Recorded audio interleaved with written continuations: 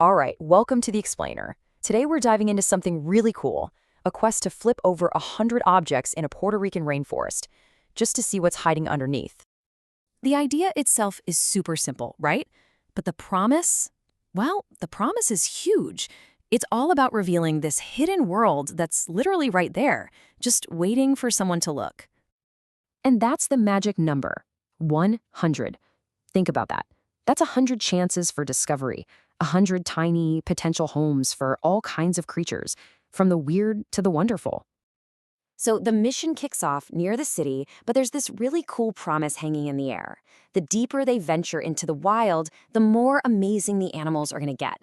And, that makes sense, right? It's a basic idea in ecology. The further you are from us humans, the more diverse life can be. So let's see what they actually found. Okay, so let's get into it. The very first few finds, they prove right away that this world is just jam-packed with surprises. The hunt is definitely on. And man, right out of the gate, the finds are incredible. Under just the second object, they find a tailless whip scorpion. It's one of those arachnids that's not really a spider or a scorpion, which is why it has this insane alien look to it. Then boom, a giant beetle larva. And by object number 7, a super protective wolf spider mom just guarding this huge egg sac, not moving an inch. Yeah, this is definitely not your average backyard. But what happens when you find something that's just too tiny or too delicate to handle? Well, at object number 10, we get our answer. Turns out, sometimes you've got to have the right tools for the job.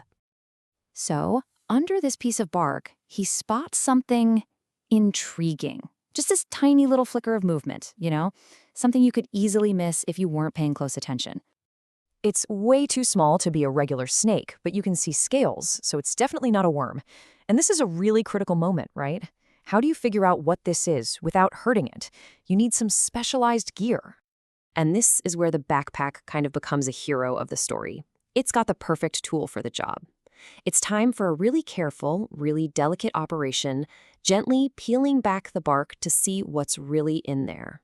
And the payoff is, wow, it's a Boromee blind snake, the smallest snake species in the world. And here's the wild part. They're all female. They reproduce by cloning themselves. So every single one is a perfect little genetic copy of its mother. How crazy is that?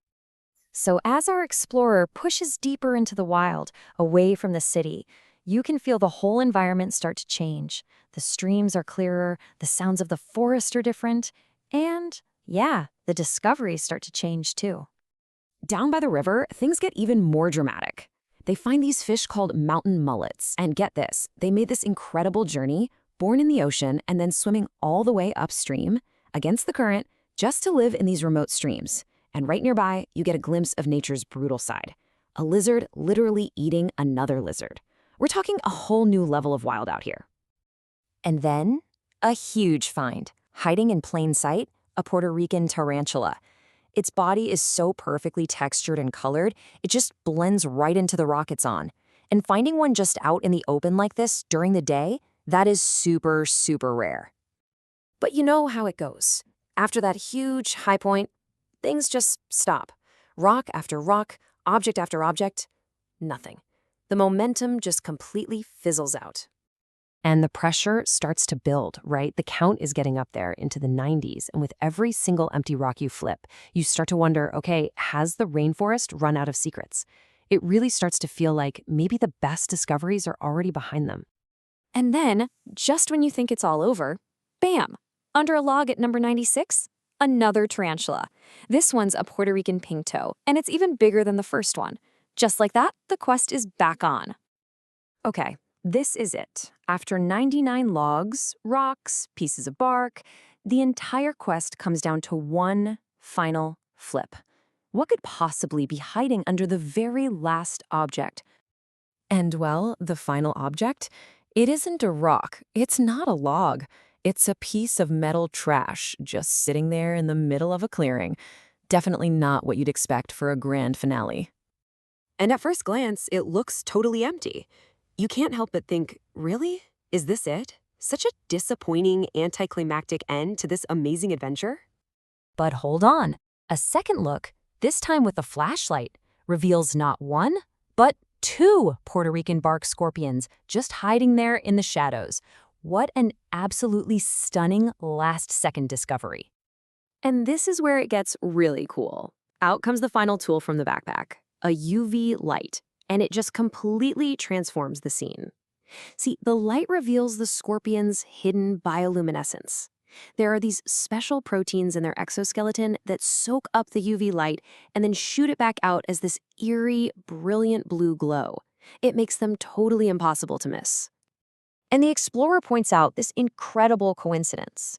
Apparently, in a different adventure he did, he also found scorpions under one of the last objects he flipped. It's kind of poetic, right? A fitting bookend to the whole journey. So what's the big takeaway here? It's just the sheer amount of diversity they uncovered.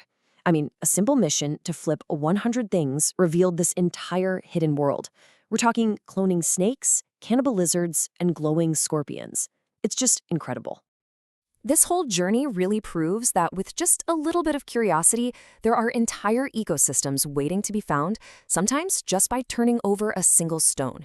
It really makes you wonder, doesn't it? What kind of hidden worlds are waiting right under our own feet?